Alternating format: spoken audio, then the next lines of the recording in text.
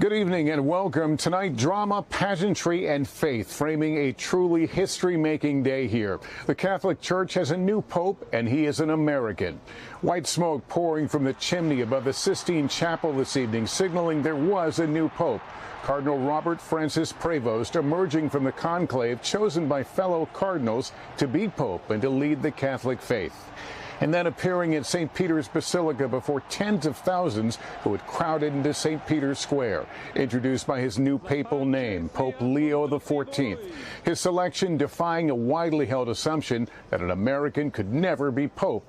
Having spent most of his life outside the United States, Pope Leo XIV celebrated tonight with deep pride in his hometown of Chicago. The cardinal electors working with surprising speed and focus as they elected Leo on the second day of the conclave, setting a new course for the Catholic Church. Many people thought this extraordinary moment would never happen. An American, now the leader of the world's 1.4 billion Catholics for the first time. La pace sia con tutti voi. He is now known as Pope Leo XIV, but until today, he was Cardinal Robert Francis Prevost. Yeah, for an American pope for the first time, it's really, really crazy. We cried, we hugged, we laughed, and that's before we knew that the new pope was from the U.S. And then when that happened, we cried again. Born in Chicago, the 69-year-old was educated at Villanova and led the Augustinian order, spending much of his life outside of the U.S., working extensively in Italy and Peru.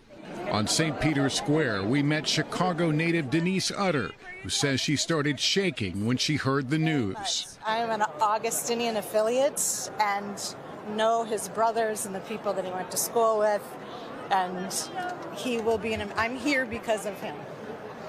He will be an amazing pope.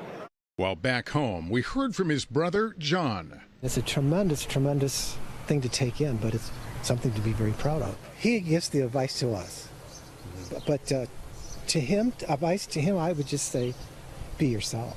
Bishop Robert Barron says Pope Leo is highly competent and highly respected. When you looked at the attributes of Pope Leo XIV, did it make sense? It does. He's a man of extraordinary accomplishment, head of the worldwide Augustinian order.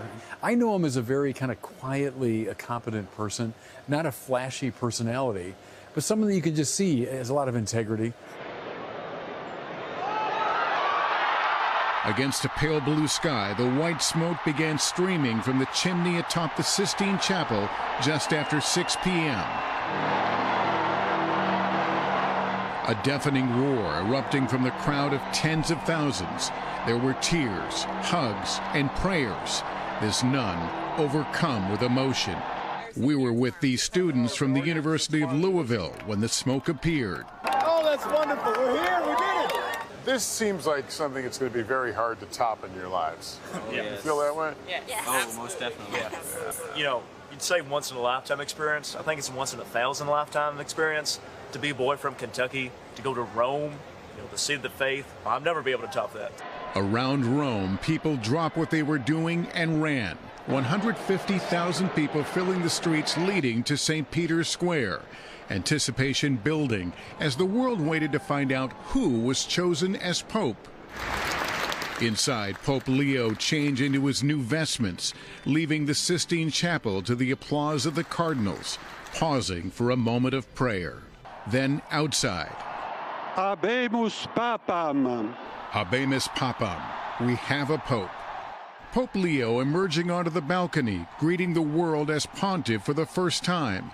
Fluent in Italian and Spanish, he addressed the crowd in both,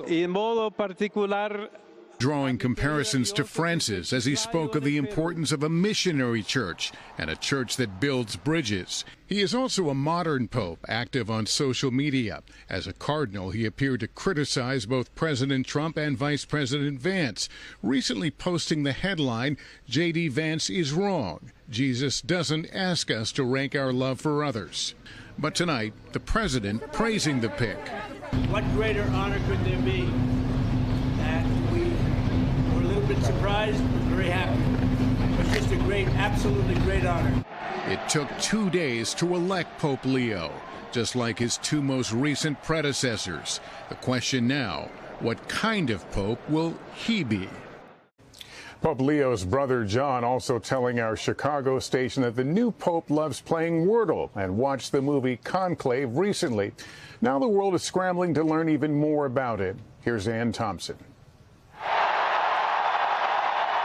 Tonight, the world calls him Pope Leo XIV. To his friends, he's Bob. The multilingual 69-year-old told an Italian interviewer earlier this month at Chicago that he grew up in a very Catholic family in Chicago. At Villanova University near Philadelphia, today bells rang out to celebrate one of their own. The new pope earned a bachelor's degree in mathematics in 1977. Villanova is one of only 2 Augustinian Catholic institutions of higher education in the U.S. The Augustinians here in Rome enormously proud. Did you ever think your friend would become pope?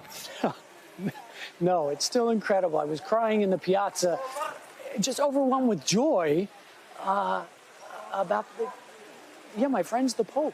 Father Joseph Farrell has known Pope Leo since the 1980s. He says the new Pope plays tennis every week and is a speedy texter. I asked him to text the Pope and ask if he's a Chicago Cubs or White Sox fan.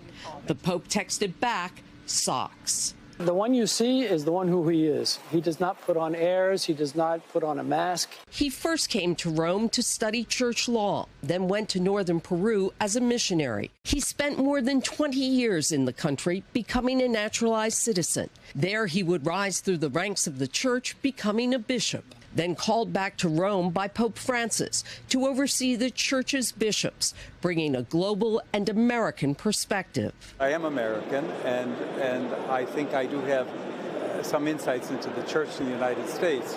So the need to be able to advise, work with Pope Francis, and to look at the challenges that the church in the United States is facing, I hope to be able to respond to them with a healthy dialogue. Like Francis before him, he wants a church that builds bridges and welcomes all. Though as a cardinal he was a prince of the church, he never saw himself that way. The bishop is not supposed to be a little prince sitting in his kingdom, but rather called authentically to be humble, to be close to the people he serves. As a cardinal, he was close to Francis. Here's what he had to say back in 2013. He's a man who, on the one hand, is very simple and very profound in his faith, but he's a hard worker, and he knows, I think, what's ahead of him. Now it is his turn to lead the church. The man friends call Bob, the first American pope, Leo XIV.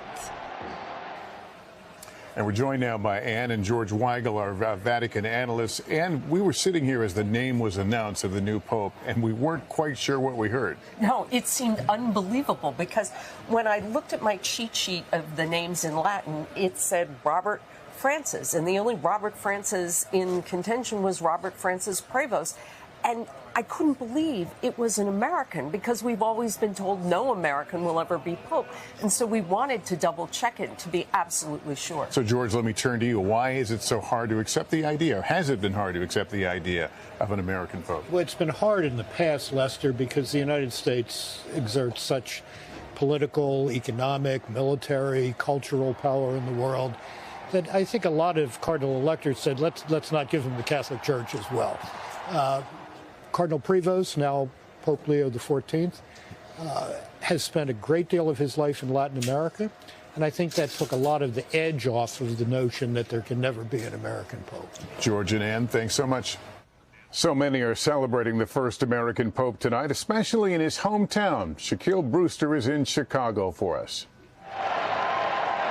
As the world welcomed Pope Leo XIV during his first appearance in St. Peter's Square, it was a more personal celebration back here in his hometown of Chicago. This is beyond our wildest dreams. Sister Barbara Reed knew Robert Prevost personally. She was there in Rome when Pope Francis elevated him to be a cardinal. How are you processing this?